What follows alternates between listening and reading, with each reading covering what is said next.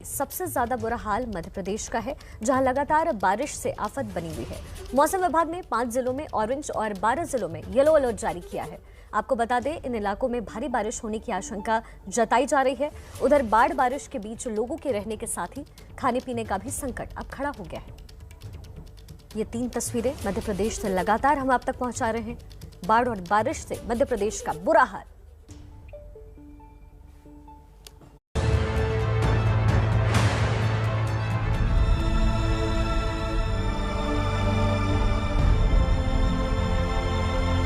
ये कब की रोटी है? कल की रोटी है। कल की अभी फेंका नहीं? नहीं फेंक, क्या करेंगे? फेंक क्या खाएंगे?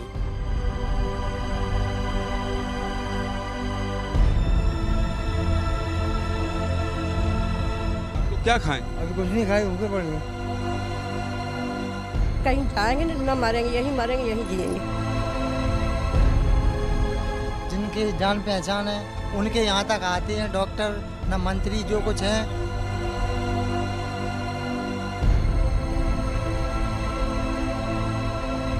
खा पी क्या रहे हो? मतलब क्या?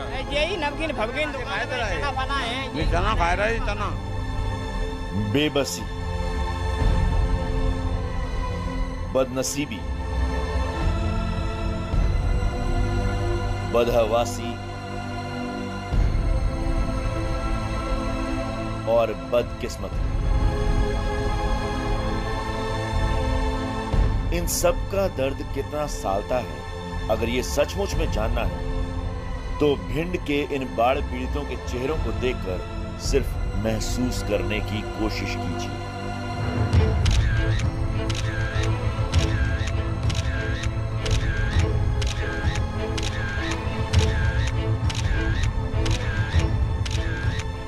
सिंध नदी के सैलाब ने इनके जीवन में ऐसी उथल पुथल मचाई है कि पूंजी तो गई ही गई, प्राण भी दान में मिली रोटियों के भरोसे बचे हैं।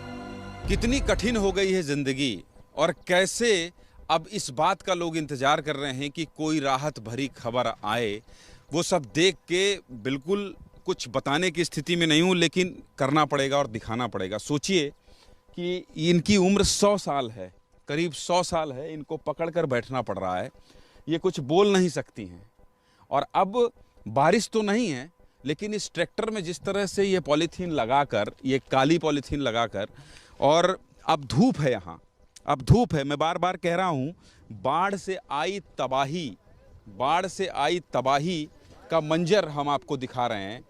और वो जो अम्मा बैठी हैं वहाँ पर, देखिए, ये बोल नहीं सकती हैं, और ये काली पॉलीथीन के नीचे ही इनका आशियाना है। ऐसे ही ये रहने के लिए मजबूर हैं। पिछले 3-4 दिनों से ये लोग रह रहे हैं और यही खाना बन रहा है। ये देखिए, ट्रैक्टर के नीचे ही ये मिर्च, प्याज और आलू सब कुछ कटा हुआ है। कितने दिन से ऐसे खाना बना रही हैं हम? 4 दिन से। 4 दिन से बना रहे हैं। 4 दिन से।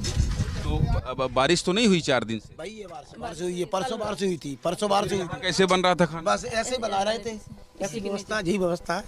और ये देखिए, इसको दिखाइए, ये इसकी कीमत वो नहीं जान सकता है जो एसी चेम्बर में बैठा है, और वो भी नहीं। ये रोटी है, देखिए, ये रोटी इन्होंने बचा। ये कब की रोटी है? कल की रोटी है।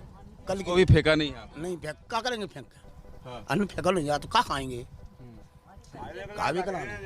खाने के लिए रखे हैं। सब्जी बन जाएगी, उसी से खा लेंगे, सूखी कैसे। ये देखिए, यहाँ पर भी एक पैकेट रखा है, ये भी तो कल का है। कल का है। हाँ। और इसको देखिए, इस रोटी को देखिए कि कैसे यहाँ रखा गया है, बचाया गया है एक एक रोटी को।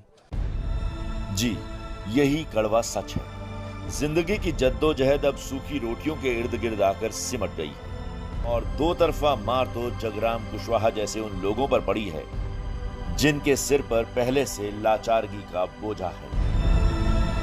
बाढ़ से आई तबाही के बाद ये स्थिति किसी ने नहीं सोची थी।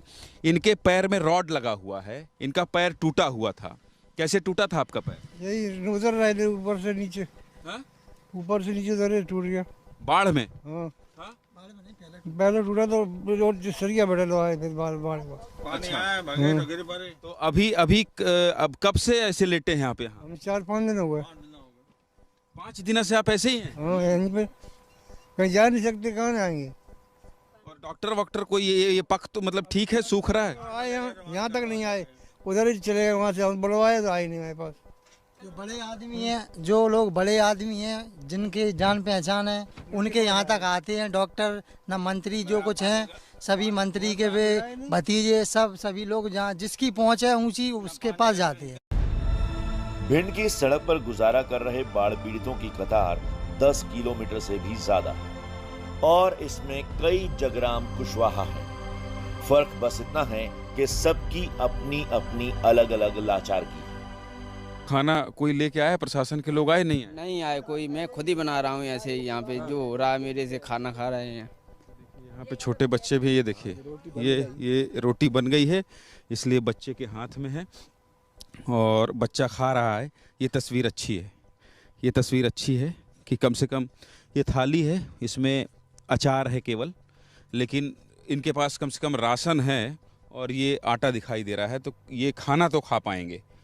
खाने की कमी इनके पास फिलहाल नहीं दिखा। हाँ, ये है कि बारिश ना हो, अगर बारिश हो गई तो ये सब कुछ भीग जाएगा, फिर क्या करेंगे आप लोग? क्या करेंगे, जो होगा वो देखा जाएगा। जो होगा देखा जाएगा। देख ही रहे हैं 3 दिन से, पता नहीं क्यों सरकार के लोग नहीं देख पा रहे हैं। हेलीकॉप्टर से भी चल रहे हैं मुख्यमंत्री शिवराज सिंह चौहान, हो सकता है ऊंचाई ज़्यादा हो इसलिए ये गैस का चूल्हा और ये गाड़ी के नीचे बचाने के लिए रखा गया आलू, इसी पर कपड़ा सुखा रहे हैं और ऐसे ही ये लोग रह रहे हैं। आंटी की उम्र देखिए, कितनी उम्र है आपकी? कितनी उम्र की हैं ये भैया?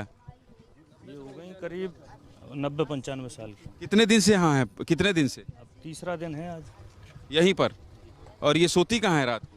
यहीं सोती हैं, यहीं नीचे। इसके नीचे जी।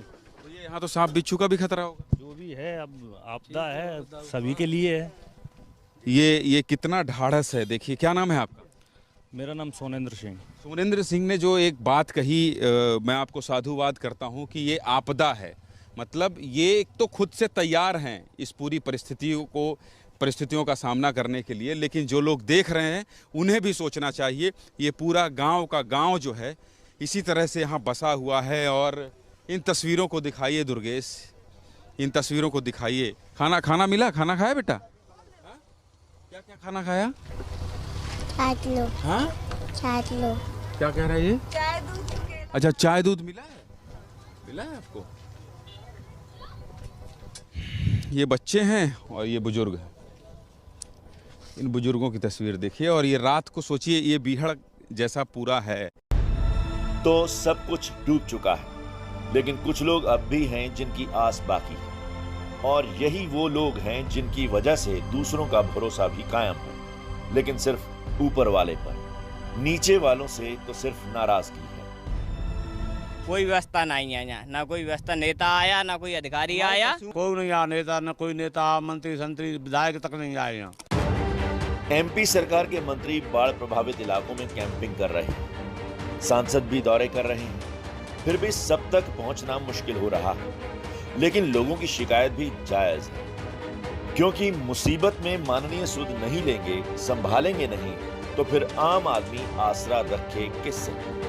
और यही सवाल हमने इलाके की सांसद संध्या राय से पूछा। जब आप रास्ते में आ रही थी तो आपको बहुत सारे ट्रैक्टर दिखे होंगे, ट्रक दिखे होंगे, उसमें कौन लोग दिखे? बिल्कुल, उनमें गांव के परिवार लोग हैं। कुछ ऐसे बुजुर्ग हैं जिनके पैर में रॉड डला हुआ है, कोई डॉक्टर उनको देखने वाला नहीं है। ऐसे लोग भी ट्रैक्टर और तिरपाल के नीचे, छोटे छोटे बच्चे सड़क के नीचे सो रहे हैं। उन्होंने कुछ आपको बताया?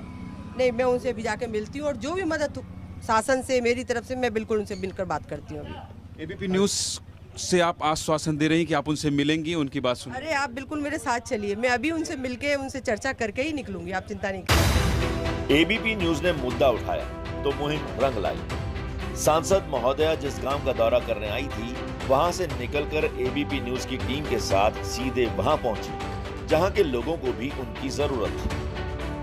भिंड की सांसद ने एबीपी न्यूज से ये वादा किया था कि वो जब गांव से लौटेंगी तो वो सड़क पर बैठे उन लोगों से भी मिलने जाएंगी जो लोग यहाँ पर रह रहे हैं।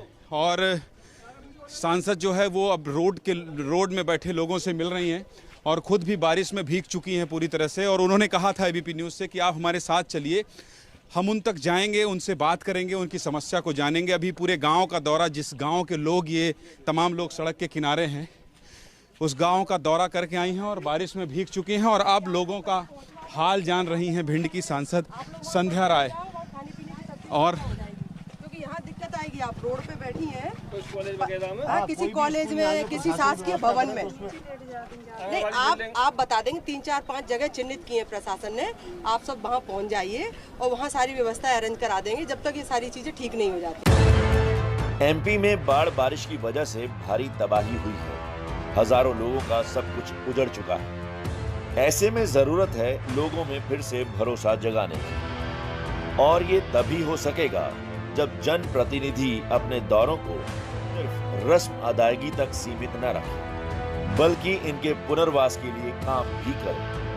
फिलहाल एक जनप्रतिनिधि के पहुंचने से लोगों के अंदर उम्मीद तो जगी है कि अगर सांसद उन्हें कुछ आश्वासन देती हैं, कुछ व्यवस्था करती हैं, तो कम से कम ये जो जिंदगी यहाँ जी रहे हैं पिछले 3 4 दिनों से, इससे राहत मिलेगी।